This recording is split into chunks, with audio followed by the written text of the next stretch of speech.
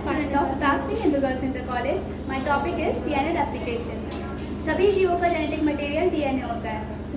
Virus का genetic material RNA होता है। डीएनए ही एक ऐसा बायोमोलिक्यूल है जिसके पास सेल्फ रेप्लिकेशन की पावर होती है। डीएनए के पास सेमी कंजर्वेटिव नेचर भी होता है। सेमी कंजर्वेटिव नेचर का एक्सपेरिमेंट मैसेल्सन और स्टॉल ने करके बताया था कि डीएनए के पास सेमी कंजर्वेटिव नेचर होता है। उन्होंने ई कोलाई के ऊपर सेमी कंजर्वेटिव नेचर की पुष्टि की थी कि डीएनए के पास सेमी कंजर्वेटिव नेचर होता है। सेमी कंजर्वेटिव नेचर में क्या होता है? सेमी कंजर्वेटिव नेचर में डीएनए के दोनों स्ट्रैंड्स जो होते हैं वो अलग हो जाते हैं और प्रत्येक स्ट्रैंड से उसके जो स्ट्रैंड पर नाइट्रोजनस बेसिस लगे होते हैं उनसे आकर उनके कॉम्प्लीमेंट्री बेसिस आकर जुड़ जाते हैं, जिससे एक टेम्पलेट डीएनए से दो नए डीएनए चेन बनती है।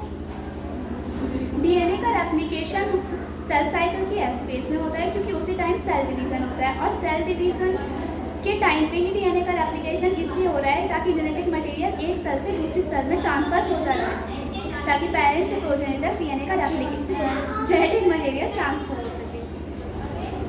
डीएनए रेप्लिकेशन के लिए स्टेप्स होते हैं। सबसे पहले एक्टिवेशन ऑफ मोनोफॉस्फेट। सबसे पहले जो स्टेप आता है उसमें जितने भी मोनोफॉस्फेट होते हैं वो सब ट्राइफॉस्फेट में चेंज हो जाते हैं। इस प्रोसेस को फॉस्फोराइलेशन कहते हैं।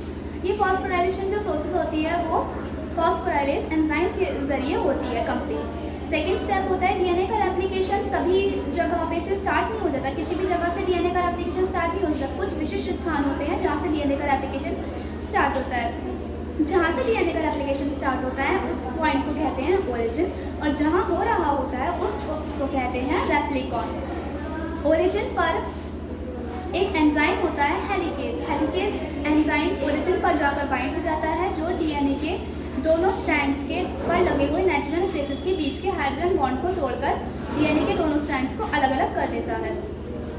अब चूंकि डीएनए के दोनों स्ट्रैंड अलग हो चुके हैं वो दोबारा से कॉइल ना हो जाए, क्योंकि डीएनए के पास सुपर कॉइल नेचर होता है, तो डीएनए के दोनों स्ट्रैंड दोबारा से कॉइल ना हो जाए तो इसलिए एक एंजाइम आता है गायरेज।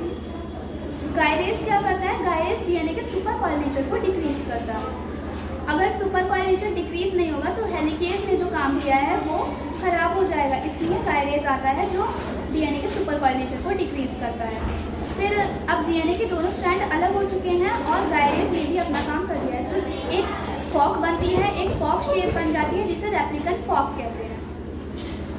रेप्लिकेंट फॉक बनने से डीएनए के दोनों स्ट्रैंड पर कॉइलिंग टेंशन आ जाता है, मतलब डीएनए के दोनों स्ट्रैंड के टूटने की संभावना बन जाती है।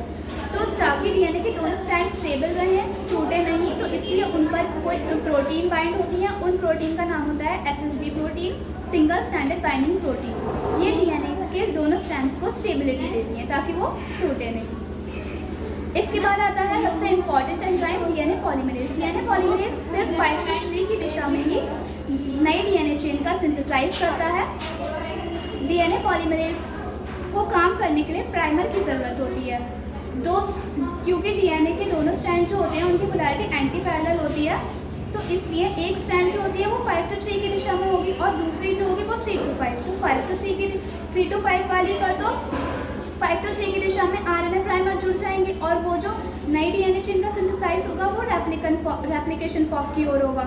लेकिन जो 5 to 3 वाली होगी उस पर रेप्लिकेंट फॉक की विपरीत साइड होगा, अपोजिट साइड होगा नई डीएनए चेन का सिंथेसाइज। तो इसलिए जो रेप्लिकेंट फॉक की ओर डीएनए का सिंथेसाइज होता है उसको कंटिन्यूअस सिंथेसाइज कहते हैं, और जिस स्ट्रैंड में रेप्लिकेंट फॉक की अपोजिट साइड डीएनए का सिंथेसाइज होता है उसे कहते हैं डिसकंटिन्यूअस सिंथेसाइज। कंटिन्यूअस और डिसकंटिन्यूअस हम इसलिए बोलते हैं क्योंकि जिसमें रेप्लिकेंट फॉक की साइड नई डीएनए का सिंथेसाइज हो रहा है उसमें सिर्फ एक बार प्राइमर जुड़ता है क्योंकि उसमें साइड सेम चलती है, और दूसरी वाली जो स्ट्रैंड होती है उसमें डीएनए का सिंथेसाइज रेप्लिकेंट फॉक की अपोजिट साइड होता है, तो उसमें ना बार बार प्राइमर जुड़ते हैं। बार बार प्राइमर इसलिए जुड़ रहे हैं क्योंकि डायरेक्शन चेंज है, रेप्लिकेंट फॉक की साइड नहीं है, वो रेप्लिकेंट फॉक की अपोजिट साइड है, तो इसलिए उसमें बार बार आरएनए प्राइमर जुड़ते हैं। और आरएनए प्राइमर जब हटते हैं तो वहाँ पर एक स्पेस बन जाता है जिन्हें जो फ्रेगमेंट्स होते हैं उन फ्रेगमेंट्स को ओकाजाकी फ्रेगमेंट्स कहते हैं। जब डीएनए की नई चेन का सिंथेसाइज हो जाता है तो वहाँ पर ओकाजाकी फ्रेगमेंट्स को फिल करने के लिए एक एंजाइम आता है। जैसे जैसे हम किसी होल को फिल करने के लिए ग्लू लगाते हैं, ऐसे उसे ग्लूइंग एंजाइम कहते हैं। उस ग्लूइंग एंजाइम का नाम होता है लाइगेज। लाइगेज ओकाजाकी फ्रेगमेंट्स को फिल करता है ताकि एक नई कंप्लीट डीएनए सिंथेसाइज हो सके।